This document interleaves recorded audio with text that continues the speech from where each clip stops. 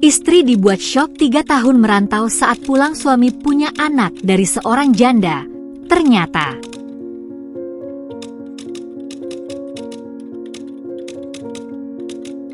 pagi itu, Bu Retno berdiri di depan rumah sambil memandang jalan setapak yang menghubungkan desanya dengan kota. Angin sepa-sepa mengibarkan ujung kain kebaya yang ia kenakan. Matanya menerawang jauh, mengikuti langkah Dewi, anak perempuannya, yang perlahan menjauh menuju mobil travel yang akan mengantarkannya ke bandara. "Bu, aku pamit," ucap Dewi, memeluk ibunya erat-erat. Air mata Bu Retno tak bisa ditahan lagi. Tangannya menggenggam lengan Dewi, seolah enggan melepaskannya. "Hati-hati, Nak. Jangan lupa jaga kesehatan dan jangan terlalu capek di sana. Kalau ada apa-apa, langsung kabari ibu, ya?" Dewi tersenyum tipis sambil menghapus air mata di pipinya. "Iya, Bu. Ini semua demi kita. Kalau rumah ini sudah selesai direnovasi, ibu nggak perlu khawatir lagi tentang apapun." Dewi menoleh ke arah Doni, suaminya, yang berdiri tak jauh di belakang mereka. "Mas Doni, tolong jaga ibu, ya. Jangan lupa makan teratur, dan kalau ada apa-apa, bilang ke ibu dulu sebelum panik." Doni mengangguk sambil tersenyum. "Tenang, sayang. Aku janji bakal jaga ibu dan rumah ini. Kamu fokus kerja aja di sana." Tapi jauh di lubuk hatinya, Doni merasa aneh. Ada kekosongan yang mulai merayap. Ia tidak pernah membayangkan hidup tanpa Dewi, istrinya.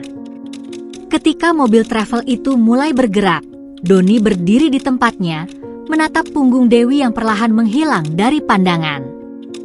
Perasaan kehilangan mulai menyelinap, meskipun Dewi belum benar-benar pergi lama. Minggu-minggu pertama tanpa Dewi terasa berat bagi Doni. Ia merasa rumah itu begitu sepi. Setiap malam ia hanya duduk di ruang tamu, menatap layar televisi yang menyala tanpa benar-benar menonton apapun. Bu Retno, meskipun berusaha menyibukkan diri dengan pekerjaan rumah, juga merasakan perubahan suasana di rumah itu. "Doni, kamu makan dulu. Jangan sampai sakit," ujar Bu Retno suatu malam ketika melihat menantunya hanya duduk termenung di teras. Doni tersenyum kecil. "Iya, Bu. Sebentar lagi saya makan." Namun, kesepian yang dirasakan Doni tidak hilang begitu saja. Ketika Bu Retno masuk ke kamar, Doni seringkali berjalan ke dapur, mengambil botol kopi instan, dan duduk sendirian di teras hingga larut malam. Ia merasa ada yang hilang dalam hidupnya, tetapi ia tidak tahu bagaimana mengisinya. Hingga suatu hari, saat ia sedang mengantar barang pesanan seorang tetangga, ia berhenti di warung milik Lasmi. Warung kecil itu terletak di tepi jalan desa. Lasmi, pemiliknya, adalah seorang janda yang terkenal dengan pesona dan keramahan. Meski sudah berusia 40-an, kecantikannya masih terlihat jelas. Kulitnya yang kuning langsat, senyum manisnya yang menawan, dan cara bicaranya yang lembut membuat banyak pria di desa itu sering mampir ke warungnya, sekadar untuk membeli kopi atau berbincang. Doni menghentikan motornya di depan warung. "Mbak Lasmi, pesan kopi hitam, ya?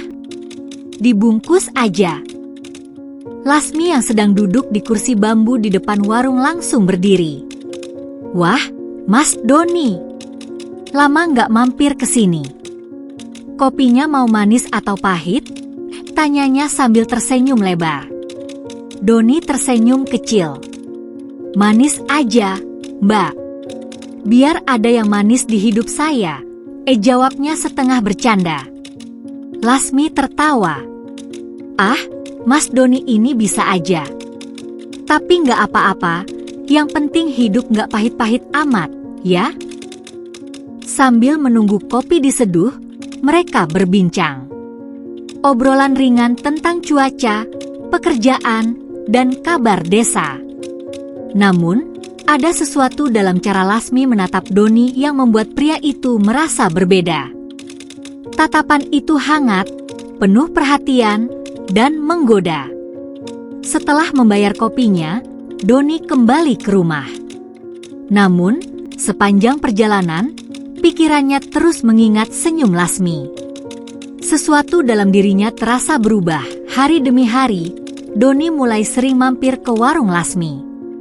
Awalnya, hanya sekadar membeli kopi atau rokok. Namun, lama-kelamaan, ia mulai menikmati obrolan dengan Lasmi. Perempuan itu selalu tahu cara membuatnya tertawa dan merasa dihargai. Perlahan, Doni merasa menemukan pelipur lara dari kesepiannya. Suatu malam, ketika Bu Retno sedang tertidur, Doni menyelinap keluar rumah. Ia mengendarai motornya ke warung Lasmi, yang meski sudah tutup, lampunya masih menyala. "Mbak Lasmi, masih bangun?" panggil Doni dari luar. Lasmi membuka pintu dengan senyuman. "Mas Doni, ada apa malam-malam begini?" Doni menggaruk kepalanya, merasa canggung. "Nggak apa-apa, cuma pengen ngobrol aja. Lagi nggak bisa tidur." Lasmi mengangguk dan mempersilakannya masuk.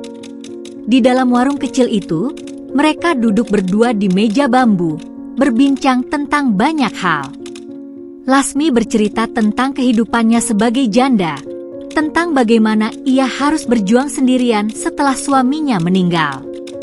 Doni mendengarkan dengan seksama, merasa iba sekaligus terpesona oleh ketabahan perempuan itu.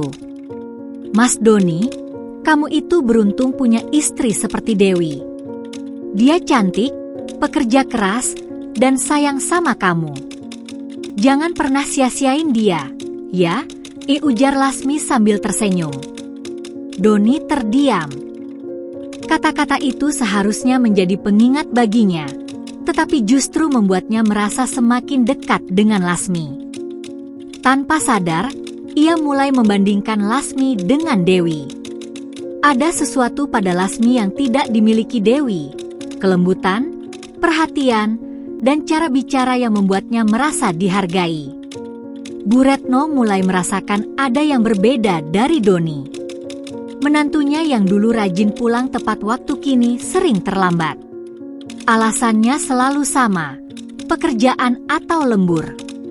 Namun, ada sesuatu dalam sikap Doni yang membuat Bu Retno merasa ada yang tidak beres. Suatu sore, ketika Doni sedang bersiap-siap keluar, Bu Retno mencoba bertanya. "Doni, mau kemana lagi? Kok sering keluar malam sekarang?" tanyanya dengan nada lembut. Doni terdiam sejenak, lalu menjawab, ke rumah Pak RT, Bu. Ada urusan soal bantuan desa." Bu Retno hanya mengangguk, tetapi hatinya penuh tanda tanya. Ia merasa Doni menyembunyikan sesuatu, dan ia bertekad untuk mencari tahu. Beberapa minggu kemudian, Bu Retno melihat sesuatu yang membuat hatinya mencelos. Ketika sedang berjalan ke pasar, ia melihat Doni duduk berdua dengan Lasmi di depan warung. Dari kejauhan, mereka terlihat akrab, bahkan terlalu akrab. Doni tertawa lepas, sementara Lasmi menatapnya dengan mata berbinar. Bu Retno memutuskan untuk tidak langsung menghadapi Doni. Ia kembali ke rumah dengan perasaan campur aduk, marah, kecewa, dan sedih. Malam itu, ketika Doni pulang, Bu Retno mencoba berbicara lagi. "Doni, kamu nggak kangen sama Dewi?" tanyanya tiba-tiba. Doni yang sedang membuka sepatu terlihat kaget. "Tentu kangen, Bu." "Kenapa Ibu tanya begitu?" Bu Retno menatap menantunya dengan tajam.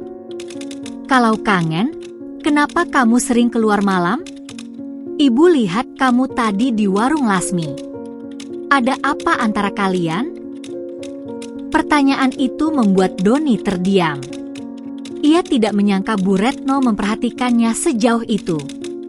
Namun, Ia segera memasang wajah tenang dan menjawab, "Kami cuma ngobrol biasa, Bu. Gak ada apa-apa. Mbak Lasmi itu orang baik, dia cuma teman ngobrol." Bu Retno tidak sepenuhnya percaya, tetapi ia memilih untuk tidak mendesak lebih jauh. Namun, dalam hatinya, ia tahu bahwa ini belum selesai. Malam itu, ketika semua sudah tidur, Doni duduk di teras, menatap langit. Perasaannya bercampur aduk. Ia tahu apa yang ia lakukan salah, tetapi ia merasa sulit menjauh dari Lasmi. Di satu sisi, ia merindukan Dewi. Pagi itu, Bu Retno menyiapkan sarapan di dapur seperti biasa. Suara gemerincing piring dan sendok berpadu dengan aroma nasi goreng yang baru saja diangkat dari wajan. Namun, pikirannya jauh dari damai. Semalam, ia tidak bisa tidur nyenyak setelah percakapan dengan Doni. Ada sesuatu di mata menantunya yang sulit ia abaikan. Tatapan gelisah yang seolah menyimpan rahasia besar. "Doni, makan dulu sebelum kerja," panggil Bu Retno dari dapur.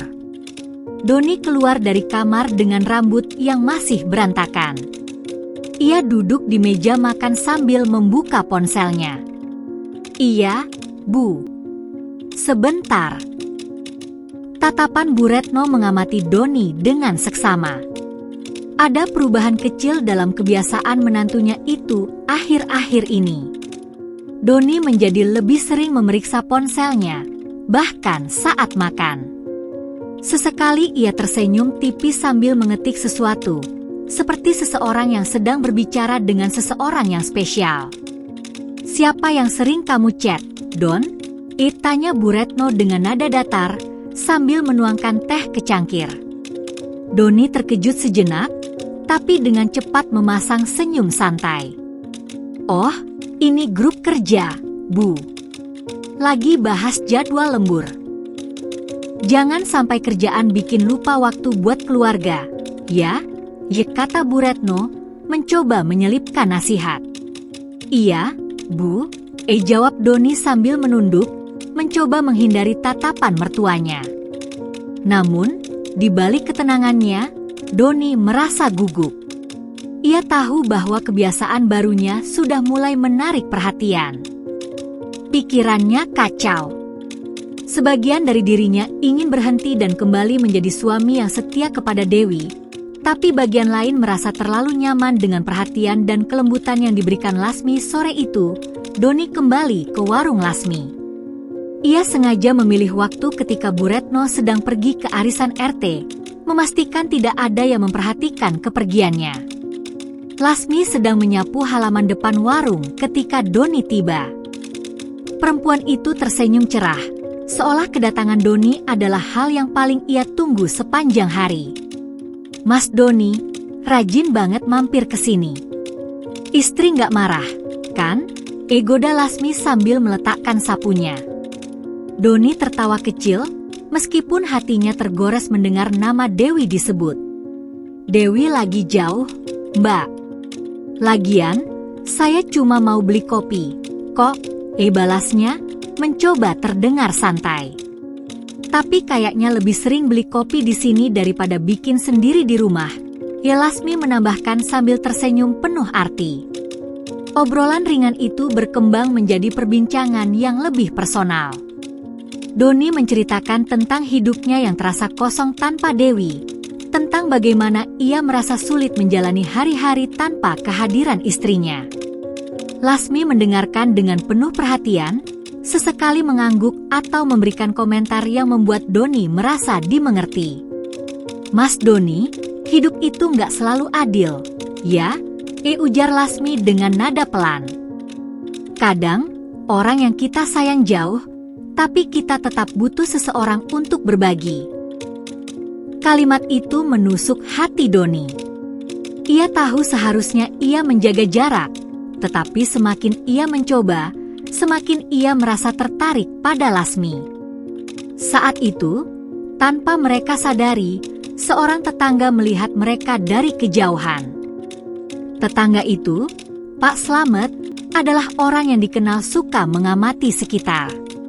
Ia memperhatikan Doni dan Lasmi yang duduk terlalu dekat di teras warung, berbicara dengan nada akrab. Beberapa hari kemudian, desas-desus tentang Doni dan Lasmi mulai terdengar di desa. Pak Slamet, yang tidak bisa menyimpan rahasia, menceritakan apa yang ia lihat kepada tetangga lainnya. Kalian tahu nggak? Saya lihat si Doni itu sering banget nongkrong di warung Lasmi. Kayaknya akrab banget mereka, ucap Pak Slamet dengan nada penuh rasa ingin tahu. Bu Siti, salah satu tetangga yang terkenal suka bergosip, langsung menanggapi. Ih, serius, Pak?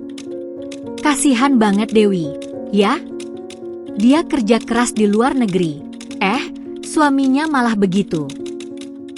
Kabar itu menyebar dengan cepat. Tidak butuh waktu lama sebelum Bu Retno mulai mendengar bisik-bisik dari para tetangga. Ibu Retno, maaf, saya cuma mau ngingetin. Hati-hati sama Doni, ya? Saya dengar dia sering banget ke warung Mbak Lasmi, kata Bu Siti suatu sore ketika mereka bertemu di pasar. Bu Retno merasa dadanya sesak mendengar itu. Meski ia sudah mencurigai sesuatu, mendengar gosip dari orang lain membuatnya merasa malu sekaligus marah. Namun, ia tidak langsung menghadapi Doni. Ia memutuskan untuk mengamati terlebih dahulu, memastikan kebenaran rumor itu. Malam itu, Bu Retno duduk di ruang tamu sambil menjahit pakaian. Doni baru saja pulang dan langsung menuju kamar tanpa banyak bicara. Doni, sini sebentar, panggil Bu Retno dengan nada tegas. Doni keluar dari kamar, terlihat sedikit bingung. Ada apa, Bu? Bu Retno menatap menantunya dengan tajam. Kamu sering ke warung Lasmi, ya? Ngapain? Pertanyaan itu membuat Doni terdiam. Ia tahu ini adalah momen yang tidak bisa dihindari. Cuma beli kopi, Bu. Warungnya kan dekat dari rumah. Masalahnya bukan cuma beli kopi, Doni. Tetangga-tetangga bilang kamu sering ke sana, bahkan ngobrol lama-lama. Itu apa maksudnya? Doni mencoba tetap tenang, meskipun jantungnya berdegup kencang. Mereka cuma suka membesar-besarkan, Bu. Saya nggak ada niat buruk. Namun, Bu Retno tidak sepenuhnya percaya. Doni, saya ini sudah tua, tapi saya bukan orang bodoh. Kalau memang nggak ada apa-apa, jaga jarak sama Mbak Lasmi itu. Saya nggak mau Dewi sampai dengar kabar ini. Kata-kata itu menancap dalam di hati Doni. Ia merasa bersalah, tetapi ada bagian dari dirinya yang masih enggan melepaskan hubungan dengan Lasmi. Di sisi lain, Lasmi mulai merasa lebih percaya diri dengan kedekatannya dengan Doni. Suatu hari, ketika Doni datang ke warung, Lasmi memberanikan diri untuk berbicara lebih personal. Mas Doni, saya tahu hubungan kita ini mungkin salah di mata orang lain, ujar Lasmi dengan suara lirih. Doni terkejut. Maksud Mbak apa? Saya cuma mau bilang, saya senang ada Mas Doni yang selalu mau dengerin saya. Setelah suami saya meninggal, saya nggak pernah merasa ada yang peduli lagi. Doni merasa hatinya tercabik-cabik. Ia tahu kata-kata itu tulus, tetapi ia juga sadar bahwa hubungan mereka tidak boleh berlanjut. Namun, ia tidak bisa memutuskan untuk menjauh. Mbak Lasmi, saya juga senang ngobrol sama Mbak. Tapi kita harus hati-hati. Ibu saya mulai curiga, dan saya nggak mau ini jadi masalah besar, kata Doni akhirnya. Lasmi tersenyum tipis. Saya ngerti, Mas. Tapi hati ini susah untuk bohong. Sementara itu, Bu Retno memutuskan untuk bertindak tegas. Ia tidak ingin membiarkan gosip ini menghancurkan keluarga mereka. Suatu pagi, ketika Doni sedang bekerja, Bu Retno mendatangi warung Lasmi. "Assalamualaikum," sapa Bu Retno sambil berdiri di depan warung. Lasmi keluar dengan senyum ramah. "Waalaikumsalam, Bu Retno. Ada apa kesini pagi-pagi?" Bu Retno langsung menatap Lasmi dengan tajam. "Mbak Lasmi, saya nggak mau panjang lebar. Saya cuma mau bilang, tolong jaga jarak dari Doni. Dia itu suami anak saya. Saya nggak mau ada masalah." Lasmi terlihat terkejut, tetapi ia mencoba tetap tenang. "Bu Retno, saya nggak ada niat buruk. Kami cuma teman ngobrol." "Teman ngobrol nggak perlu sampai jadi bahan gosip tetangga," potong Bu Retno tegas. "Kalau memang nggak ada apa-apa, hentikan sekarang juga sebelum semuanya terlambat." Setelah mengatakan itu, Bu Retno pergi meninggalkan warung tanpa menunggu jawaban. Namun, di hatinya, ia merasa belum sepenuhnya pagi itu. Suasana di rumah Bu Retno terasa lebih tenang. Bu Retno berpikir bahwa kedatangannya ke warung Lasmi beberapa hari lalu telah memberikan pesan yang cukup jelas. Ia mulai merasa sedikit lega, meski di lubuk hatinya ia masih diliputi keraguan. Sementara itu, Doni terlihat lebih santai dari biasanya. Ia duduk di ruang tamu sambil membaca koran, mencoba menunjukkan kesan bahwa hidupnya berjalan seperti biasa. Namun, dalam pikirannya, ia dan Lasmi telah membuat keputusan besar. Mereka akan berpura-pura menjauh agar semua orang, termasuk Bu Retno, percaya bahwa hubungan mereka hanyalah gosip tak berdasar. Siang itu, ketika semua orang sibuk dengan urusan masing-masing, Doni diam-diam pergi ke warung Lasmi. Ia memastikan tidak ada tetangga yang memperhatikan sebelum masuk ke warung kecil itu. "Mbak, saya nggak bisa lama-lama di sini. Ibu saya lagi waspada banget," ucap Doni sambil duduk di kursi kayu di depan Lasmi. Lasmi meletakkan gelas teh yang baru saja dibuat, lalu duduk di depannya. "Saya juga udah mikir, Mas. Mungkin kita harus pura-pura menjauh dulu. Kalau enggak, gosip ini bakal makin parah." Doni mengangguk setuju. "Tapi, Mbak, saya nggak mau kehilangan Mbak. Saya cuma nggak mau bikin masalah di rumah." Lasmi menatap Doni dengan mata yang penuh emosi. "Saya ngerti, Mas. Kita bisa pura-pura menjauh di depan orang lain, tapi di belakang, kita tetap seperti ini, kan?"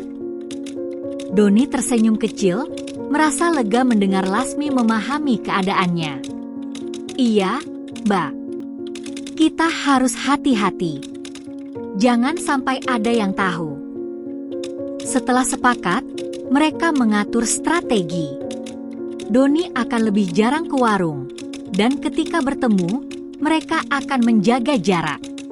Namun, di balik kepura-puraan itu, mereka justru semakin berani. Keesokan harinya, Doni sengaja bersikap berbeda. Ia bangun lebih pagi, membantu Bu Retno di dapur, dan berusaha menunjukkan bahwa ia adalah menantu yang bertanggung jawab. "Ibu mau masak apa hari ini? Biar saya bantu ngupas bawang," kata Doni sambil membawa pisau kecil.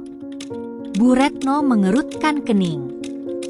Perubahan sikap Doni terasa aneh baginya, tetapi ia memutuskan untuk tidak terlalu memikirkannya. "Kamu kenapa tiba-tiba rajin, Don? Biasanya bangun aja susah," goda Bu Retno. Doni tertawa kecil. "Nggak ada apa-apa, Bu. Cuma pengen bantu aja. Kasihan ibu kerja sendirian." Bu Retno mengangguk, meski dalam hatinya ia masih merasa curiga. Namun, sikap Doni yang tampak lebih perhatian membuatnya sedikit lega. Sementara itu, di balik kepura-puraan mereka, Doni dan Lasmi semakin dekat. Mereka mulai berkomunikasi melalui pesan singkat dan telepon, memastikan tidak ada yang mengetahui. Suatu malam, Doni mengirim pesan kepada Lasmi. "Mbak, saya pengen ketemu. Tapi nggak bisa di warung. Ada tempat lain yang aman? Lasmi membalas dengan cepat. Mas, kita ketemu di alun-alun aja. Sepi kalau malam. Nanti saya tunggu di depan taman jam 8. Jam 8 malam, Doni berpamitan kepada Bu Retno. Bu, saya mau ke rumah Pak Slamet sebentar. Dia ngajak ngobrol soal kerjaan. Bu Retno hanya mengangguk tanpa curiga. Doni langsung pergi ke alun-alun, memastikan ia tidak diikuti oleh siapapun. Di sana, Lasmi sudah menunggu dengan jaket tebal, wajahnya terlihat gugup tapi bersemangat. Mas Doni, hati-hati dong. Kalau sampai ada yang lihat kita di sini, bisa berbahaya, ucap Lasmi begitu Doni sampai. Santai aja, Mbak. Saya udah pastikan gak ada yang curiga, jawab Doni sambil duduk di bangku taman. Malam itu, mereka berbicara panjang lebar, saling mencurahkan isi hati. Lasmi menceritakan kesepiannya sejak suaminya meninggal, sementara Doni mengungkapkan betapa ia merasa kosong tanpa kehadiran Dewi. Kadang saya mikir, Mbak, kenapa hidup ini terasa berat banget? Saya sayang sama Dewi, tapi hubungan kita sekarang kayak cuma formalitas, ujar Doni dengan nada sedih. Lasmi meraih tangan Doni, menatapnya dengan penuh simpati. Mas, saya nggak tahu kenapa kita bisa sejauh ini. Tapi saya tahu satu hal, saya nyaman sama Mas. Malam itu, mereka mengukuhkan hubungan mereka yang salah, meski tahu risikonya begitu besar. Hari demi hari berlalu, dan gosip tentang Doni dan Lasmi perlahan mereda. Namun, Bu Retno tetap merasa ada sesuatu yang tidak beres. Suatu pagi, ketika Bu Retno sedang membersihkan halaman, ia melihat Doni menerima telepon di sudut rumah. Suara Doni terdengar pelan, tetapi intonasinya terdengar akrab dan lembut. Iya, Mbak. Nanti malam saya usahakan datang. Tunggu di tempat biasa, ya, kata Doni sambil tersenyum kecil. Bu Retno pura-pura tidak mendengar, tetapi ia mencatat kejadian itu dalam pikirannya. Setelah Doni masuk rumah, Bu Retno memutuskan untuk bertindak diam-diam malam itu. Ketika Doni berpamitan lagi untuk pergi ke rumah Pak Slamet, Bu Retno merasa waktunya tepat untuk mencari tahu. Ia memutuskan untuk mengikuti Doni dari kejauhan. Dengan langkah hati-hati, Bu Retno melihat Doni berjalan menuju alun-alun. Dari balik pohon besar, ia menyaksikan menantunya bertemu dengan Lasmi. Dada Bu Retno berdegup kencang. Ia melihat dengan mata kepalanya sendiri bagaimana Doni dan Lasmi berbicara dengan begitu akrab, bahkan tertawa bersama. Sesekali, Doni menyentuh tangan Lasmi, dan itu membuat hati Bu Retno hancur. Tanpa menunggu lama, Bu Retno berbalik dan berjalan pulang. Ia tidak ingin membuat keributan di tempat umum, tetapi malam itu ia memutuskan bahwa ia tidak bisa lagi membiarkan hal ini berlanjut. Keesokan paginya, Bu Retno memanggil Doni dengan nada tegas. Doni, saya mau bicara. Doni yang baru saja selesai mandi merasa terkejut dengan nada suara mertuanya. Ada apa, Bu? Bu Retno menatapnya dengan tatapan tajam. Saya nggak mau basa-basi. Kamu dan Lasmi itu ada apa? Jangan bohong lagi. Doni membeku. Ia tidak menyangka Bu Retno akan menanyakan hal itu secara langsung. Bu, nggak ada apa-apa. Saya cuma ngobrol sama Mbak Lasmi. Itu juga karena kita kebetulan sering ketemu. Jangan pura-pura lagi, Doni. Saya lihat kalian malam tadi di alun-alun. Kamu pikir saya ini bodoh? Doni terdiam. Ia merasa tidak ada gunanya lagi berbohong. Namun, ia tidak tahu harus berkata apa. Saya udah kasih kamu kesempatan untuk berubah, Doni. Tapi kamu malah semakin jauh. Apa kamu nggak kasihan sama Dewi? Dia kerja keras di luar negeri demi kalian, sementara kamu malah... Suara Bu Retno bergetar menahan emosi. Bu, saya minta maaf, ucap Doni akhirnya, suaranya pelan. Minta maaf nggak cukup, Doni. Kalau kamu masih mau tinggal di sini, kamu harus putus hubungan sama Lasmi. Kalau enggak, saya sendiri yang akan kasih tahu Dewi, ancam Bu Retno dengan tegas. Namun, dalam hati, Doni tahu bahwa perasaan kepada Lasmi tidak semudah itu untuk dihentikan. Ia merasa terjebak dalam situasi yang semakin rumit dan berbahaya. Bab ini menutup dengan Doni yang merasa terpojok dan Bu Retno yang bersiap mengambil langkah tegas. Namun, hubungan terlarang antara Doni dan Lasmi semakin sulit dihentikan, dan konflik besar pun tampak tak terelakkan. Bagaimana nasib hubungan ini? Apakah Doni akan memilih keluarganya, ataukah ia akan terus terjebak dalam hubungan terlarang? Setelah percakapan tegang dengan Bu Retno, Doni merasa seperti seekor tikus yang terjebak dalam perangkap. Ancaman mertuanya untuk memberitahu Dewi benar-benar membuatnya ketakutan. Ia tidak bisa membayangkan reaksi istrinya jika mengetahui semuanya, apalagi dari mulut ibunya sendiri. Doni tahu, jika ia ingin tetap tinggal di rumah itu dan menjaga rahasianya tetap aman, ia harus bermain peran dengan cermat. Ia memutuskan untuk berpura-pura tobat malam itu. Setelah makan malam bersama, Doni sengaja mendekati Bu Retno yang sedang duduk di ruang tamu sambil merajut. Ia duduk di lantai, berlutut di depan mertuanya dengan ekspresi penuh penyesalan. Bu, saya mau bicara lagi soal tadi pagi, ucap Doni dengan suara pelan, hampir seperti berbisik. Bu Retno meliriknya dengan tatapan dingin.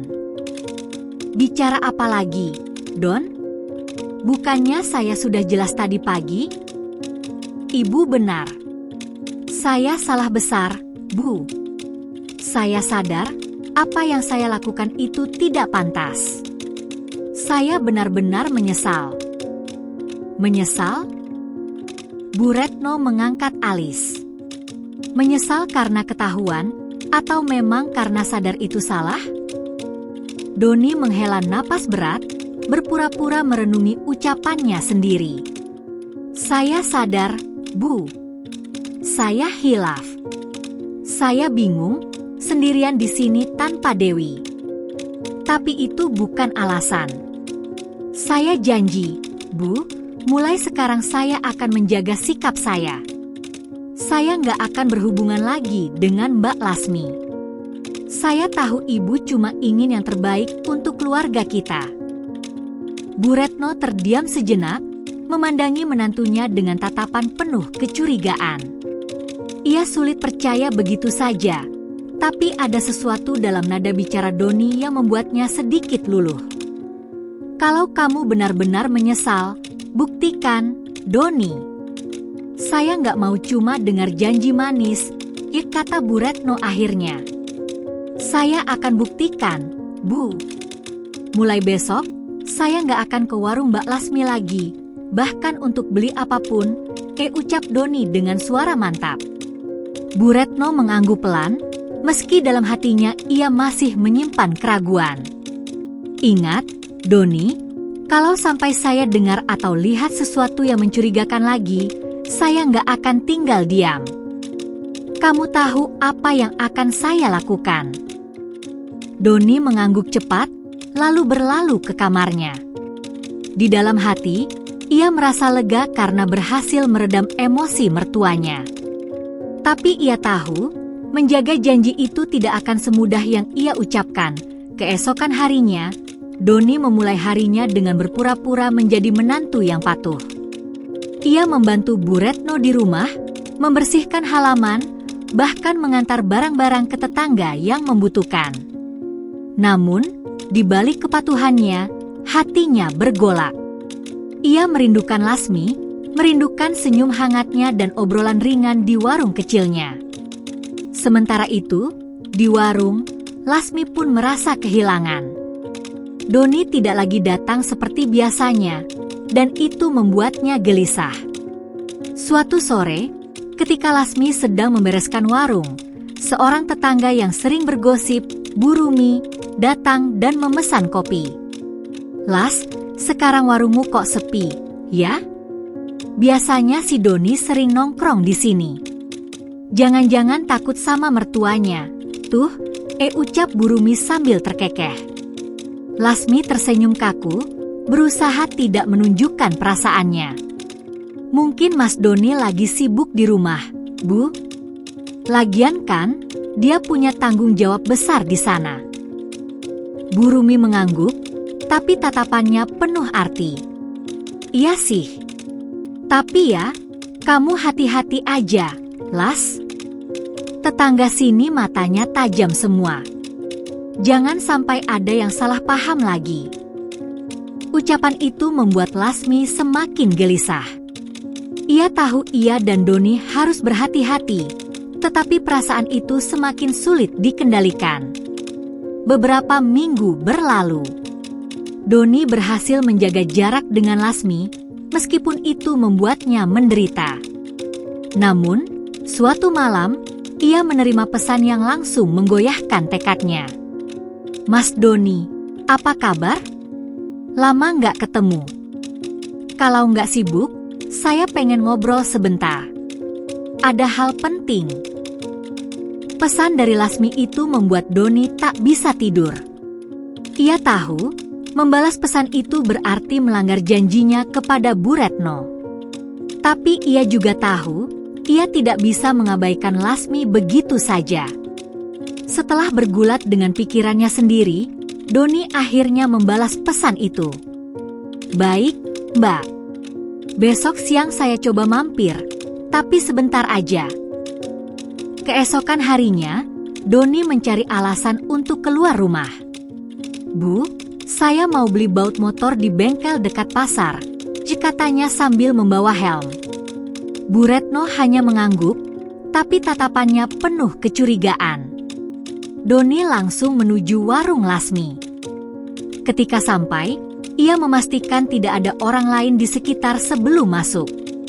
"Mbak, apa yang penting banget sampai harus ketemu?" tanya Doni dengan nada tegang. Lasmi berdiri di balik meja, matanya terlihat berkaca-kaca. "Mas, saya cuma pengen tahu, apa Mas Doni benar-benar menjauh karena nggak mau lagi, atau cuma karena takut sama Bu Retno?" Pertanyaan itu membuat Doni terdiam. Ia tidak tahu harus menjawab apa. "Mbak, saya nggak pernah nggak mau sama Mbak. Tapi saya juga nggak bisa bikin masalah lebih besar lagi," jawab Doni akhirnya. Lasmi mendekat, menatapnya dengan mata yang penuh emosi. "Saya tahu ini salah, Mas.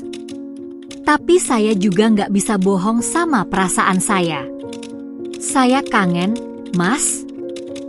Doni merasa hatinya mencair. Ia mencoba menahan diri, tapi godaan itu terlalu kuat. "Mbak, saya juga kangen," ucapnya pelan. Malam itu, mereka menghabiskan waktu bersama di warung, membicarakan segala hal yang tidak bisa mereka ungkapkan di depan orang lain. Ketika Doni pulang, Bu Retno langsung menyadari sesuatu. "Lama banget beli bautnya, Don. Sampai kemana aja?" Doni tergagap, mencoba memberikan alasan. "Tadi ngantri, Bu. Terus kalian beli minyak motor."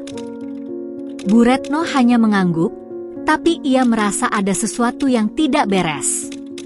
Ia memutuskan untuk mulai mengawasi Doni lebih ketat.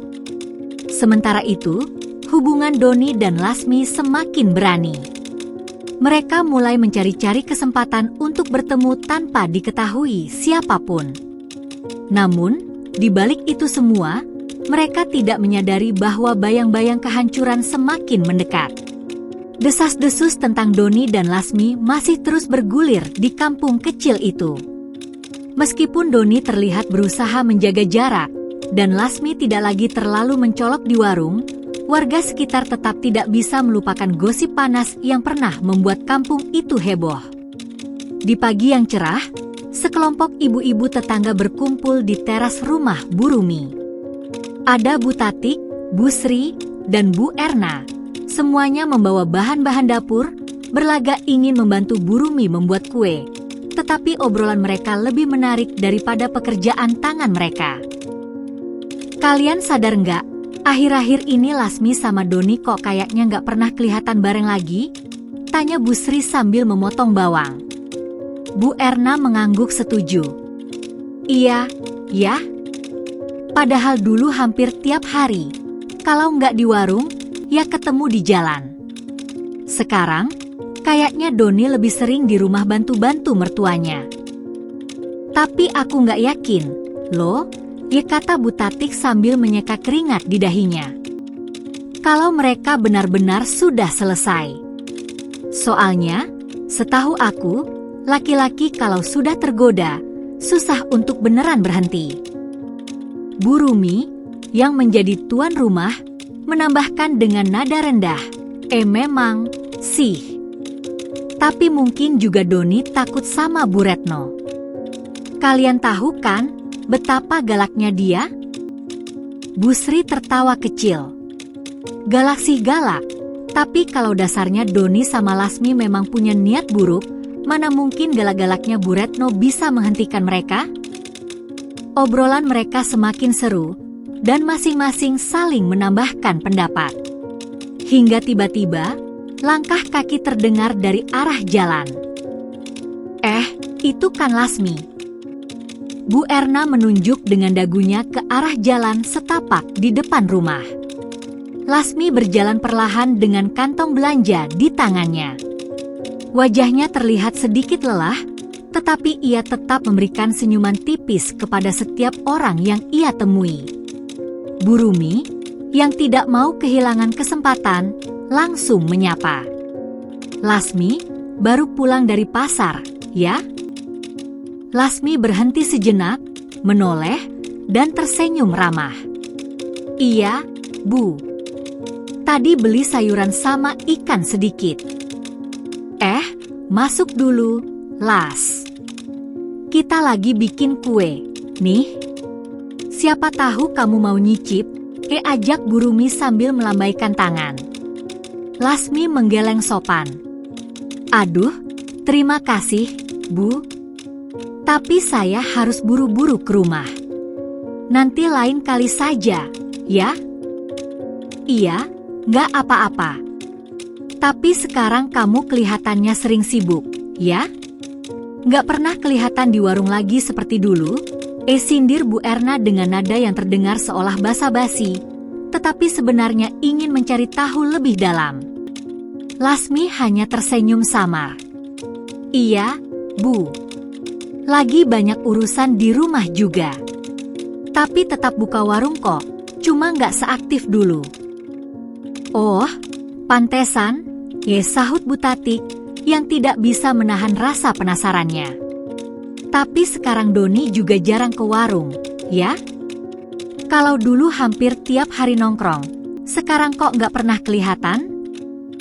Lasmi sedikit tertegun mendengar pertanyaan itu, tetapi ia mencoba tetap tenang. Mungkin Mas Doni lagi fokus bantu Bu Retno, Bu. Lagian, saya juga nggak tahu banyak soal dia sekarang. Iya.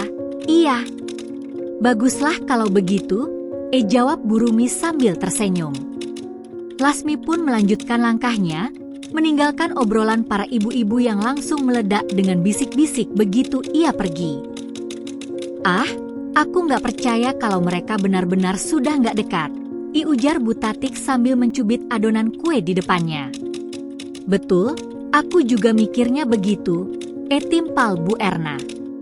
Lasmi tadi jawabnya aneh, kan? Kayak orang yang lagi nyembunyiin sesuatu. Tapi, kita nggak punya bukti apa-apa sekarang, kata Bu Rumi sambil mendesah. Kalau cuma berdasarkan omongan, nanti malah kita yang salah. Mungkin benar, tapi feelingku nggak pernah salah, Bu, ujar Bu Sri dengan nada yakin. Aku yakin, kalau kita perhatikan lebih teliti, pasti ada celah. Orang seperti mereka itu pasti akan ketahuan lagi, cepat atau lambat. Sementara itu, di tempat lain, Doni dan Lasmi benar-benar sedang merencanakan langkah mereka selanjutnya. Mereka tahu, gosip tetangga belum sepenuhnya reda, dan mereka harus lebih berhati-hati jika ingin tetap melanjutkan hubungan mereka tanpa diketahui siapapun. Di sebuah lokasi yang sepi, di pinggir sungai kecil di luar kampung, mereka bertemu dengan wajah tegang. "Mas Doni, kamu yakin ini akan berhasil?" Tanya Lasmi, suaranya sedikit bergetar. "Kita nggak punya pilihan lain, Mbak," jawab Doni sambil menatapnya serius. "Kalau kita terus ketahuan seperti kemarin-kemarin, habis kita. Mungkin kita memang harus pura-pura menjauh supaya orang-orang nggak curiga lagi. Tapi, aku nggak mau kehilangan kamu," ujar Lasmi pelan, nyaris seperti bisikan. Doni menghela napas panjang. "Aku juga nggak mau kehilangan kamu, Mbak. Makanya, kita harus lebih hati-hati. Kita nggak bisa seperti dulu lagi, santai nongkrong di warung atau jalan bareng di kampung. Kalau mau ketemu, kita cari tempat yang lebih aman di luar kampung." Lasmi mengangguk pelan, meskipun hatinya penuh keraguan. "Tapi, kalau Bu Retno sampai tahu, bagaimana, Mas? Dia pasti nggak akan tinggal diam." "Bu Retno nggak akan tahu," jawab Doni dengan nada yakin. "Yang penting, kita tetap main aman. Aku juga akan lebih banyak di rumah, bantu-bantu ibu, biar dia nggak curiga." "Baiklah, Mas. Aku percaya sama kamu," kata Lasmi akhirnya. Hari-hari berikutnya, Doni dan Lasmi menjalankan rencana mereka dengan sangat hati-hati. Di kampung, Doni terlihat lebih sering di rumah, membantu Bu Retno dengan pekerjaan sehari-hari. Ia bahkan mulai ikut pengajian di masjid, mencoba membangun citra sebagai menantu yang taat dan bertobat. Namun, di balik itu semua, Doni dan Lasmi tetap bertemu secara diam-diam. Mereka sering bertemu di tempat-tempat sepi, seperti di kebun belakang kampung atau di warung kecil di desa sebelah. Sementara itu, gosip di kampung tidak kunjung reda. Para tetangga mulai memperhatikan gerak-gerik Doni dan Lasmi dengan lebih teliti. Aku lihat Lasmi kemarin beli rokok di warung desa sebelah. Bukannya dia nggak pernah merokok, ya?" kata Bu Sri pada suatu pagi. "Jangan-jangan itu buat Doni," timpal Bu Erna dengan nada penuh kecurigaan. "Iya, bisa jadi," ujar Bu Tati. "Mereka pikir kita nggak bakal tahu kalau mereka ketemu di luar kampung. Tapi mereka lupa, orang-orang di desa sebelah juga kenal kita." Obrolan itu semakin memperkuat tekad para ibu-ibu untuk mencari tahu apa yang sebenarnya terjadi. Mereka merasa, jika Doni dan Lasmi benar-benar masih menjalin hubungan, itu adalah penghinaan besar bagi kampung mereka. Doni dan Lasmi semakin lihai dalam menyembunyikan hubungan terlarang mereka. Semua rencana mereka untuk berpura-pura menjaga jarak ternyata berhasil. Ibu Retno dan para tetangga mulai percaya bahwa hubungan mereka benar-benar telah berakhir. Namun, di balik itu, Doni dan Lasmi justru semakin dekat. Rahasia mereka kini menjadi semakin gelap dan berbahaya. Di pagi hari yang cerah, Bu Retno duduk di teras rumahnya, menikmati teh hangat sambil mengawasi Doni yang sibuk menyapu halaman. Sejak pertobatannya, Doni tampak seperti menantu teladan. Ia rajin membantu pekerjaan rumah dan sering menemani Bu Retno ke pasar. Hal ini membuat Bu Retno perlahan-lahan luluh. "Don," panggil Bu Retno tiba-tiba. Doni menghentikan sapuannya dan menoleh.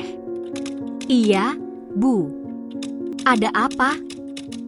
Bu Retno tersenyum tipis. "Ibu senang lihat kamu berubah. Ibu nggak nyangka kamu benar-benar menyesali kesalahanmu." Doni menundukkan kepala, berusaha terlihat menyesal. Saya sadar, Bu. Saya banyak salah. Sekarang saya cuma ingin menebus semuanya, terutama untuk Ibu dan Mbak Sari. Perkataan itu membuat hati Bu Retno terharu. Ia menepuk bahu Doni pelan. Bagus, Nak. Jangan kecewakan Ibu lagi, ya. Ibu sudah cukup malu dengan gosip yang dulu. Doni hanya mengangguk, menyembunyikan rasa bersalah yang menggelayuti hatinya. Dalam pikirannya, ia tahu, ucapannya itu hanyalah topeng belaka malam harinya. Doni menerima pesan dari Lasmi. Mereka telah lama berkomunikasi melalui ponsel secara diam-diam. Lasmi mengabarkan bahwa rumahnya akan kosong malam itu karena adik dan keponakannya pergi ke kota untuk menghadiri pesta pernikahan seorang kerabat. Pesan Lasmi, "Mas, rumahku kosong malam ini. Kalau aman, datang ya." Doni membaca pesan itu dengan jantung berdegup kencang. Ia tahu ini berbahaya, tetapi godaan itu terlalu besar untuk ditolak. Setelah memastikan Bu Retno telah tidur, Doni menyelinap keluar rumah dengan hati-hati. Ia berjalan melewati gang kecil yang gelap menuju rumah Lasmi, memastikan tidak ada satupun tetangga yang melihatnya. Sesampainya di rumah Lasmi, Doni mengetuk pintu pelan. Pintu segera dibuka oleh Lasmi yang sudah menunggu di baliknya. Ia mengenakan daster sederhana, tetapi kecantikannya tetap memukau di mata Doni. "Kamu benar-benar datang," kata Lasmi dengan suara berbisik, tetapi matanya berbinar bahagia. Doni tersenyum tipis. "Aku nggak bisa menolak, Mbak." Malam itu, mereka duduk di ruang tamu yang redup, berbicara dengan nada pelan agar tidak terdengar oleh tetangga sekitar. Pembicaraan mereka semakin intim, hingga akhirnya mereka tidak bisa lagi menahan diri. Hubungan terlarang itu pun kembali terjadi, menambah daftar dosa yang mereka sembunyikan. Keesokan paginya, Bu Erna, Bu Sri, dan Bu Tati kembali berkumpul di warung kecil dekat rumah Bu Retno. Seperti biasa, obrolan mereka dipenuhi dengan gosip tentang kehidupan kampung. "Bu, kalian sadar nggak? Kayaknya sekarang Doni itu benar-benar berubah, ya?" kata Bu Sri sambil menyeruput kopi. "Iya, loh. Aku lihat dia rajin banget bantuin Bu Retno. Padahal dulu, malesnya minta ampun, timpal Bu Tati." Bu Erna mengangguk. "Betul. Dan Lasmi juga kayaknya udah nggak terlalu sering kelihatan. Mungkin mereka benar-benar sudah nggak ada hubungan lagi." "Syukurlah kalau begitu. Kasihan juga Bu Retno kalau harus terus menanggung malu," ujar Bu Sri dengan nada lega. Namun, obrolan mereka terhenti ketika tiba-tiba Lasmi melintas di depan warung dengan keranjang belanja di tangannya.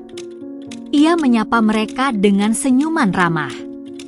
"Pagi, Bu. Lagi pada ngumpul, ya?" tanya Lasmi santai. "Iya, Las. Lagi ngobrol-ngobrol aja," jawab Bu Erna. Lasmi melanjutkan langkahnya tanpa curiga sedikit pun bahwa dirinya masih menjadi bahan pembicaraan mereka. Hubungan Doni dan Lasmi semakin sulit dihentikan. Meski mereka berpura-pura menjaga jarak di depan orang lain, pertemuan mereka yang diam-diam semakin intens.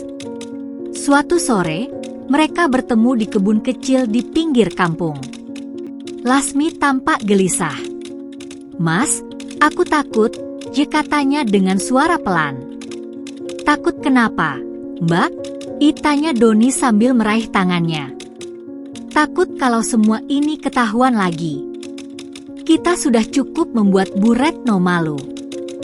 Kalau sampai terulang, aku nggak tahu harus gimana." Doni menghela napas. "Aku juga takut, Mbak. Tapi aku nggak bisa ninggalin kamu. Aku sayang sama kamu." Lasmi menatap Doni dengan mata berkaca-kaca. "Aku juga sayang sama kamu, Mas." Tapi ini nggak benar. Kita nggak bisa terus begini. Tapi kita juga nggak bisa berhenti, Mbak, jawab Doni tegas. Percakapan itu berakhir dengan pelukan penuh emosi. Mereka tahu hubungan mereka salah, tetapi perasaan mereka terlalu kuat untuk diabaikan. Beberapa minggu kemudian, Bu Retno mulai merasakan sesuatu yang aneh. Doni memang terlihat rajin, tetapi terkadang ia menghilang tanpa alasan yang jelas. Suatu malam, Bu Retno memutuskan untuk mengawasi Doni. Ia pura-pura tidur, tetapi sebenarnya memperhatikan gerak-gerik menantunya.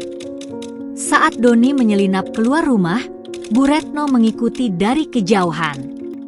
Ia melihat Doni berjalan menuju rumah Lasmi. Hati Bu Retno langsung panas. Kamu benar-benar menantuku, Doni. Rupanya kamu belum tobat, gumam Bu Retno dengan suara bergetar. Bu Retno memutuskan untuk tidak langsung menghadapi Doni malam itu. Ia kembali ke rumah dengan hati penuh kemarahan dan rencana di kepalanya. Di kampung kecil seperti itu, rahasia sulit untuk benar-benar disembunyikan. Beberapa tetangga mulai menyadari bahwa Doni terkadang menghilang malam-malam, tetapi mereka belum memiliki bukti konkret. Bu, kalian pernah lihat Doni keluar malam gak? Tanya Bu Erna pada suatu pagi di warung. Aku pernah, tapi nggak tahu dia kemana, jawab Bu Tatik. Mungkin dia masih ada urusan sama Lasmi, gumam Bu Sri dengan nada mencurigakan. Kalau benar, kasihan Bu Retno. Dikiranya Doni sudah tobat, ternyata cuma pura-pura, timpal Bu Erna. Ketegangan yang mengelilingi Doni dan Lasmi kini mencapai puncaknya. Di balik topeng penyesalan yang dipamerkan Doni di depan ibu mertuanya, hubungan terlarang dengan Lasmi terus berlanjut. Namun, sebuah kabar mengejutkan dari Lasmi mengguncang dunianya. Pagi itu, Doni menerima pesan dari Lasmi. Pesan Lasmi. Mas, aku harus ketemu kamu sekarang. Ada yang penting banget. Doni membaca pesan itu dengan alis berkerut. Pikirannya penuh dengan kemungkinan buruk. Tanpa banyak pikir, ia mengunci pintu rumah, berpura-pura hendak membeli kebutuhan di pasar, dan melangkah cepat ke kebun kecil di pinggir kampung, tempat biasa mereka bertemu. Di sana, Lasmi sudah menunggu. Wajahnya pucat, matanya terlihat sembab seperti habis menangis semalaman. Kenapa, Mbak? Kok mukamu kayak gitu? Tanya Doni cemas. Lasmi menggigit bibirnya, berusaha menahan emosi. Namun akhirnya, ia membuka mulut. Mas, aku hamil. Doni tersentak. Wajahnya berubah pucat seketika. Apa? Hamil? Lasmi mengangguk pelan. Aku udah telat 2 bulan, Mas. Aku juga udah periksa ke bidan. Aku nggak mungkin salah. Kata-kata itu membuat kepala Doni berputar. Ia mengusap wajahnya dengan kedua tangan, mencoba mencerna situasi yang tiba-tiba ini. Ini nggak mungkin, Mbak. Kita nggak bisa kayak gini, ucap Doni dengan suara bergetar. Mas, aku nggak minta apa-apa. Tapi aku nggak bisa sembunyikan ini lama-lama. Kalau perutku udah besar, gimana? Apa kata orang kampung? Apa kata ibu kamu? Lasmi mulai menangis. Diam, Mbak. Jangan bilang siapa-siapa dulu. Aku akan cari cara, jawab Doni dengan nada panik. Setelah pertemuan itu, Doni kembali ke rumah dengan pikiran kalut. Di dapur, Bu Retno sedang memasak, tampak santai tanpa mengetahui badai yang tengah menghantam keluarganya. Doni, kamu beli apa di pasar? Tanya Bu Retno tanpa menoleh. Nggak ada, Bu. Tadi pasar sepi, jadi saya cuma jalan-jalan, jawab Doni cepat, berusaha terdengar biasa. Jalan-jalan pagi-pagi? Tumben kamu rajin, ujar Bu Retno sambil tertawa kecil. Doni hanya tersenyum kaku, lalu bergegas ke kamarnya. Di dalam kamar, ia duduk termenung, memikirkan berbagai cara untuk menyembunyikan kehamilan Lasmi di rumahnya. Lasmi juga dilanda kecemasan. Ia tahu hubungan ini salah, tetapi perasaan cintanya pada Doni terlalu kuat untuk dilawan. Kini, dengan kehamilan ini, semuanya terasa semakin rumit. Sore itu, Lasmi duduk di ruang tamunya, memandangi langit-langit sambil memikirkan apa yang harus ia lakukan. Tiba-tiba, adiknya, Sinta, pulang dari pasar. "Kak, kamu kenapa? Dari tadi diam aja," tanya Sinta heran. "Gak apa-apa. Cuma capek aja," jawab Lasmi singkat. Namun, Sinta merasa ada yang aneh. "Kak, kamu beneran gak apa-apa? Mukamu pucat banget." "Aku beneran gak apa-apa, Sinta," kata Lasmi dengan nada tegas, berharap adiknya berhenti bertanya. Sementara itu, para tetangga di warung kembali membicarakan Doni dan Lasmi.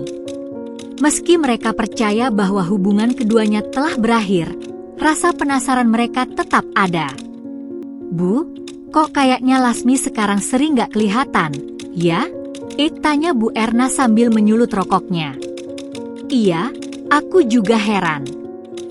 Padahal dulu dia sering lewat sini," jawab Bu Tatik. "Jangan-jangan dia lagi sembunyi dari sesuatu?" Bu Sri menambahkan dengan nada penuh curiga. "Tapi Doni kelihatan baik-baik aja. Dia sekarang rajin banget bantuin Bu Retno," ujar Bu Erna. "Yah, siapa tahu mereka cuma pura-pura aja. Kita kan nggak tahu apa yang sebenarnya terjadi," kata Bu Tatik sambil mengangkat bahu. Obrolan mereka terhenti ketika Doni lewat membawa sekantong belanjaan. Ia menyapa mereka dengan senyum lebar. "Pagi, Bu. Lagi pada ngumpul, ya?" sapa Doni santai. "Iya, Don. Kamu rajin banget sekarang," balas Bu Sri sambil tersenyum penuh arti. Doni hanya tertawa kecil, lalu melanjutkan langkahnya. Dalam hatinya, ia berdoa agar tidak ada yang mencium rahasia besarnya. Beberapa hari kemudian, Doni dan Lasmi kembali bertemu secara diam-diam. Mereka memilih tempat yang lebih aman, di luar kampung, untuk menghindari kecurigaan. "Mbak, aku udah pikirin ini baik-baik," kata Doni saat mereka duduk di bawah pohon rindang di tepi sungai. "Dan?" tanya Lasmi, suaranya penuh harap. "Kamu harus pergi dari sini, Mbak. Cari alasan apa aja. Bilang kamu mau kerja di kota atau apa. Yang penting, kamu nggak di kampung ini sampai bayi itu lahir," ucap Doni dengan nada serius. Lasmi terdiam, memandangi Doni dengan mata berkaca-kaca. "Mas, kamu serius nyuruh aku pergi? Kamu nggak mau tanggung jawab?" "Bukan gitu, Mbak. Aku mau tanggung jawab, tapi kita harus pintar. Kalau kamu tetap di sini, semuanya bakal ketahuan. Aku nggak mau ibu tahu, apalagi Mbak Dewi," jawab Doni dengan suara rendah. Lasmi mengangguk pelan. Meski hatinya berat, ia tahu bahwa Doni ada benarnya. Lasmi mulai mempersiapkan kepergiannya dengan alasan ingin bekerja di kota. Ia mengumpulkan barang-barangnya secara diam-diam agar tidak ada yang curiga. Sore itu, ia berpamitan kepada Sinta. "Sinta, aku mau pergi ke kota. Ada teman yang nawarin kerjaan di sana." "Kerjaan apa, Kak?" tanya Sinta curiga. "Jadi pembantu rumah tangga. Lumayan buat nambah penghasilan," jawab Lasmi sambil tersenyum tipis. Sinta hanya mengangguk, meski hatinya merasa ada yang aneh. Dengan kepergian Lasmi, Doni merasa sedikit lega. Namun, bayangan dosa dan kebohongannya terus menghantui. Ia berusaha bertingkah normal di depan Bu Retno dan para tetangga, tetapi hatinya tidak pernah benar-benar tenang. Di kota, Lasmi berjuang sendirian, menyembunyikan kehamilannya dari orang-orang di sekitarnya. Meski jauh, ia dan Doni masih sering berkomunikasi melalui telepon. Doni terdiam ketika mendengar suara istrinya di telepon. Setelah 3 tahun merantau sebagai TKW di luar negeri, Dewi akhirnya menghubunginya. 3 tahun penuh tanpa komunikasi yang berarti, hanya sesekali mendapatkan kabar lewat surat atau pesan singkat. Doni merasa hatinya berdebar-debar. Ada rasa bahagia karena istrinya akhirnya akan pulang. Namun di sisi lain, rasa takut menggerogoti dirinya. Semua perbuatannya dengan Lasmi, semua kebohongannya, semuanya terasa seperti beban yang tak bisa dia lepaskan. Telepon berdering di tangan Doni. Ia menatap layar ponselnya yang menunjukkan nama Dewi. Hatinya berdebar. Setelah beberapa detik ragu, akhirnya ia mengangkat telepon itu. "Assalamualaikum, Mas Doni." Suara Dewi terdengar lembut di ujung sana, meskipun sedikit terdengar lelah. "Waalaikumsalam, Dewi. Kamu baik-baik aja?" Tanya Doni dengan cemas, mencoba terdengar tenang meskipun jantungnya berdebar kencang. "Iya, Mas. Alhamdulillah. Aku baik-baik aja. Cuma capek aja dari perjalanan panjang," jawab Dewi dengan suara lembut yang sudah lama tak terdengar oleh Doni. "Capek? Kamu di mana sekarang? Cepat ceritakan," tanya Doni, berusaha menahan kegugupan di hatinya. Dewi tertawa pelan. "Aku di rumah teman, Mas. Ada sedikit urusan yang harus diselesaikan, tapi insya Allah aku akan pulang minggu depan. Aku minta maaf karena selama ini nggak bisa telepon. Biaya telepon luar negeri itu mahal, Mas.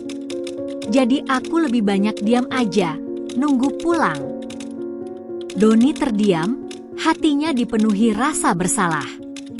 Seharusnya dia memahami keadaan Dewi, tapi saat itu juga pikirannya kembali ke masa-masa yang penuh dengan kebohongan dan dosa yang dia buat.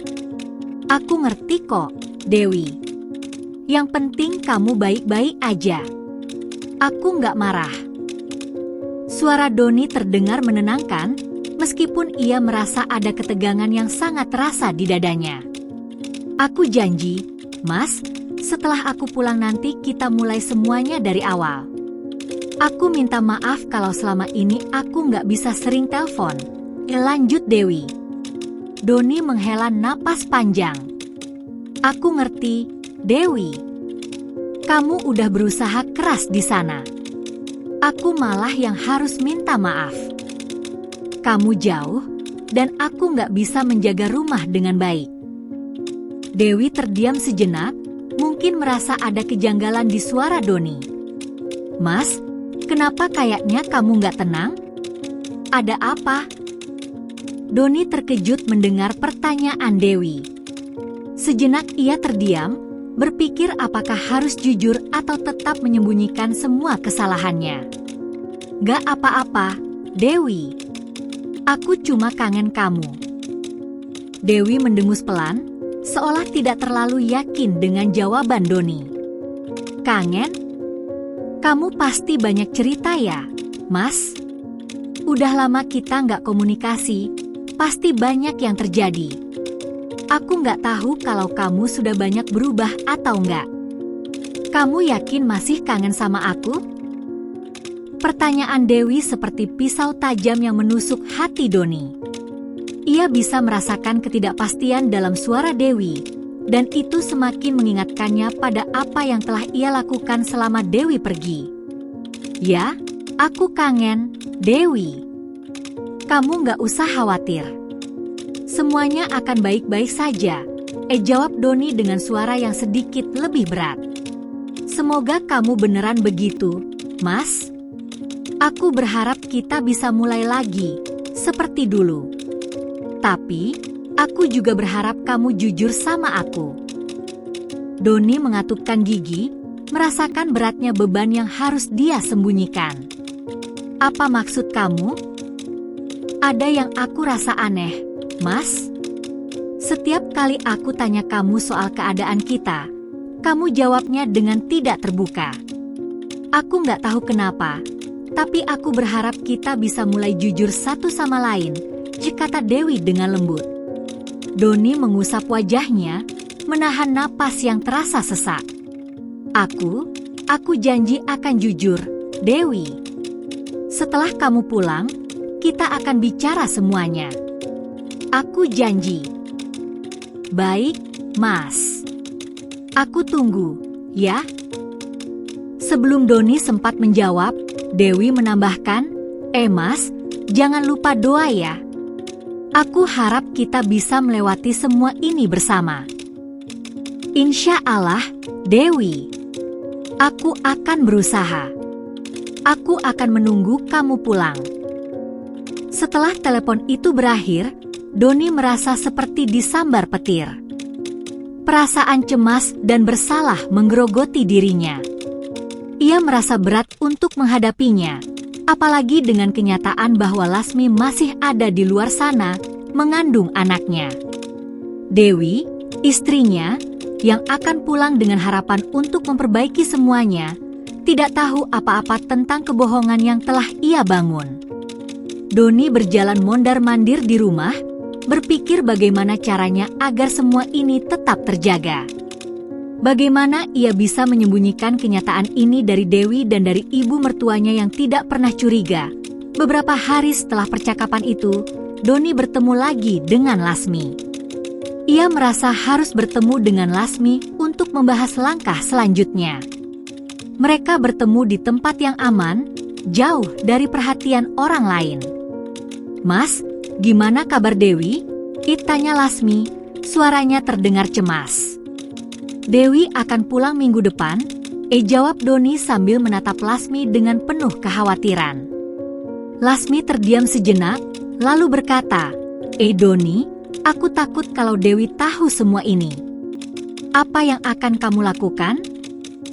Doni menghela napas panjang. Aku nggak tahu, Mbak. Aku benar-benar nggak tahu. Aku nggak bisa kehilangan Dewi. Tapi aku juga nggak bisa ninggalin kamu. Lasmi menatapnya, matanya penuh dengan kecemasan. Kita nggak bisa terus begini, Doni. Aku nggak bisa terus bersembunyi. Kalau Dewi tahu tentang kita, semuanya akan hancur. Jangan khawatir, Mbak. Aku akan cari cara agar semua ini nggak terbongkar. Tapi untuk sekarang, kita harus tetap menjaga jarak. Dewi akan pulang, dan aku harus bertanggung jawab. Jadi kamu mau terus berdusta? Lasmi bertanya, suaranya mulai terdengar kecewa. Doni menunduk, merasa hancur. Aku nggak mau berdusta, Mbak. Tapi aku nggak tahu apa yang harus aku lakukan. Aku takut semuanya akan rusak. Doni kembali ke rumah dengan pikiran yang semakin kacau. Rencananya untuk menyembunyikan semuanya semakin sulit. Dewi akan pulang, dan segala kebohongannya dengan Lasmi akan segera terbongkar. Namun, ia tidak bisa menghentikan perasaannya terhadap Lasmi, meskipun itu berarti mengkhianati Dewi yang telah berjuang keras untuk keluarganya. Pulangnya Dewi setelah 3 tahun bekerja di luar negeri membawa harapan baru bagi keluarga kecil itu. Doni, yang merasa bersalah namun penuh ketakutan, berusaha meyakinkan dirinya bahwa semuanya akan baik-baik saja. Ia berjanji untuk menjadi suami yang baik, memperbaiki kesalahan-kesalahannya, dan membuat Dewi merasa dicintai kembali. Namun, kebahagiaan yang dipertahankan dengan kebohongan dan penipuan akhirnya menemui titik klimaks yang tak bisa lagi dihindari. Hari itu, cuaca begitu cerah, seolah menyambut kepulangan Dewi yang telah lama dinantikan. Doni telah menyiapkan segala sesuatunya, rumah rapi, makanan favorit Dewi, dan suasana hati yang penuh harapan. Bahkan ibu mertuanya, yang telah lama menanti-nanti kedatangan anak perempuan satu-satunya, ikut bergembira. Mereka berkumpul di ruang tamu, menunggu kedatangan Dewi. Tak lama kemudian, pintu terbuka dan Dewi masuk dengan senyuman lebar di wajahnya. Meski tubuhnya terlihat sedikit lelah, matanya yang bersinar cerah menunjukkan kebahagiaan yang tak bisa disembunyikan. Doni langsung berlari menyambutnya dan memeluknya erat. "Dewi, akhirnya kamu pulang," kata Doni dengan suara serak, mencoba menahan perasaan yang mulai mendesak di dadanya. Dewi tersenyum, menatap suaminya dengan penuh kasih sayang. "Aku rindu rumah, Mas. Rindu kamu. Aku harap semuanya akan baik-baik saja, kan?" Doni mengangguk, merasa berat di dada. "Iya, Dewi. Semuanya akan baik-baik saja. Aku janji, kita akan mulai semuanya dari awal." Ibu mertuanya yang berdiri di belakang Doni juga ikut memeluk Dewi. Air mata kebahagiaan mengalir di wajahnya. "Alhamdulillah, kamu sudah pulang, Nak. Aku sangat merindukanmu." Dewi tersenyum dengan tulus. "Aku juga rindu kalian semua. Maaf, aku nggak bisa sering-sering komunikasi." Mereka semua duduk di ruang tamu, berbincang tentang kehidupan Dewi selama 3 tahun merantau. Dewi menceritakan pengalaman dan cerita-cerita lucu yang ia alami di luar negeri, sementara Doni dan ibu mertuanya mendengarkan dengan antusias. Meskipun ada rasa canggung, Dewi bisa merasakan kehangatan di rumah ini, seolah tak ada yang berubah. Namun, di balik senyum manis Doni, ada rasa cemas yang terus menghantuinya. Seiring berjalannya waktu, perasaan takut itu semakin kuat.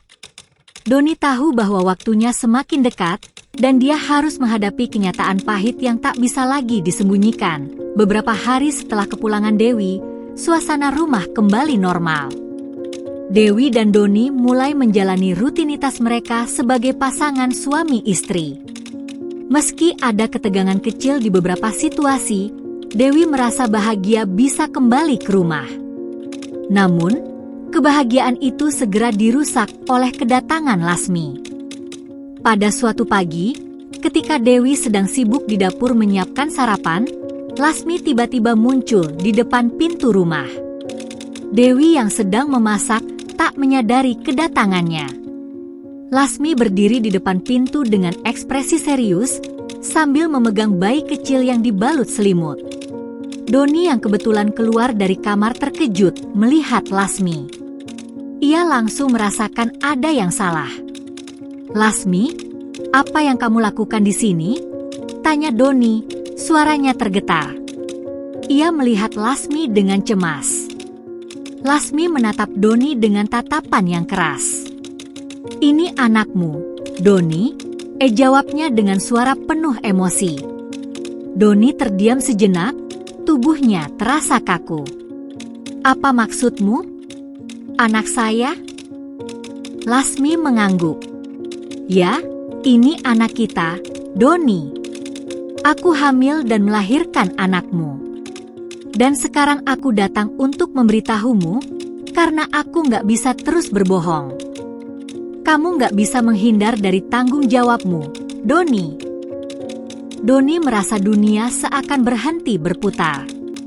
Dalam hatinya, rasa cemas dan kebingungan bercampur aduk. Ia menatap Lasmi yang kini tampak lebih tegas dari sebelumnya. "Ini tidak mungkin, Lasmi." "Dewi." "Tunggu, Mas Doni." Tiba-tiba suara Dewi terdengar dari belakang. Ia muncul di ambang pintu dapur, terkejut melihat Lasmi yang membawa bayi. Matanya melirik tajam kepada Doni, yang kini tampak kebingungan. Dewi merasa darahnya berdesir. "Doni, apa ini? Apa yang sedang terjadi?" Doni hanya bisa diam, tidak tahu harus menjelaskan apa. Lasmi tersenyum miris dan melangkah masuk ke dalam rumah. "Ini anak Doni, Dewi," Ya, kata Lasmi tanpa ragu. Dan sekarang aku ingin kita bicara dengan jujur. Doni dan aku, kami sudah terlalu lama berbohong. Dewi terdiam, hatinya hancur. Semua yang ia bangun selama ini, semua impian tentang kebahagiaan setelah pulang, semuanya hancur dalam sekejap. Doni. Dewi akhirnya bersuara. Suaranya bergetar, penuh dengan kemarahan dan kekecewaan. Kamu, kenapa? Kenapa kamu lakukan ini sama aku? Doni mencoba menjelaskan, tapi Dewi sudah tidak bisa mendengar apa-apa lagi. 3 tahun aku merantau, bekerja keras, jauh dari kamu, dan kamu malah melakukan ini. Kamu nggak sayang sama aku, Doni? Kamu bohongin aku selama ini?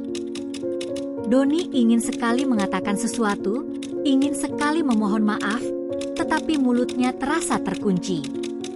Lasmi yang berdiri di sampingnya hanya bisa terdiam, merasakan betapa beratnya situasi itu. Mas, aku nggak tahu harus bagaimana lagi. Aku minta maaf, tapi aku nggak bisa lari dari kenyataan ini. Ini anak kita, Dewi, ya, kata Doni, suaranya hampir patah. Dewi memandang Doni dengan mata yang penuh kebencian. Aku nggak percaya kamu, Doni. Kamu pikir aku bisa menerima ini? Kamu pikir aku bisa maafin kamu? Kalian berdua, keluar dari rumah ini. Dewi menunjuk pintu dengan tangan gemetar. Lasmi terdiam, menatap Dewi dengan tatapan penuh penyesalan. Namun, ia tahu bahwa ini adalah akibat dari apa yang telah terjadi. Ia tidak bisa lagi terus bersembunyi. Semua sudah terungkap. Maafkan aku, Dewi, ya, kata Lasmi, suaranya rendah dan penuh penyesalan. Aku nggak pernah berniat untuk menghancurkan rumah tangga kalian. Tapi Dewi tidak bisa mendengarnya. Matanya dipenuhi air mata yang kini tak bisa lagi ia tahan. Kamu nggak perlu minta maaf. Keluar. Kalian berdua keluar dari sini, teriak Dewi. Suaranya pecah. Doni dan Lasmi berjalan keluar dari rumah dengan perasaan hancur. Mereka tidak tahu harus kemana. Doni merasa seperti terjatuh dari tempat yang sangat tinggi, tak tahu bagaimana cara bangkit kembali. Semua yang ia miliki sekarang sudah hilang. Di sisi lain, Dewi menatap rumah itu dengan hati yang hancur. Ia merasa dirinya telah dikhianati. Semua pengorbanannya selama 3 tahun merantau, semua cinta yang ia beri kepada Doni, seakan tidak berarti apa-apa. Doni berjalan tanpa tujuan bersama Lasmi, keduanya terlantar di jalanan, bingung akan nasib mereka ke depan. Tak ada tempat yang bisa mereka tuju, tak ada yang bisa mereka harapkan lagi. Sementara itu, Dewi menutup pintu rumah dengan keras, mengunci dirinya dari dunia luar. Air mata mengalir deras di pipinya. Ia merasakan kekecewaan yang begitu mendalam, yang tak bisa dijelaskan dengan kata-kata. Semua kebohongan itu telah menghancurkan segalanya. Doni dan Lasmi berlarian tanpa arah, tidak tahu apa yang akan terjadi dengan hidup mereka selanjutnya. Dewi tetap terkunci di dalam rumah, merasakan sakit yang tak bisa diungkapkan. Tak ada yang tahu apa yang akan terjadi ke depan. Namun satu hal yang pasti, hidup mereka kini telah berubah selamanya. Semua yang mereka miliki, semua yang mereka impikan, telah hancur oleh kebohongan. Dan tak ada yang tahu apakah mereka akan pernah bisa kembali lagi.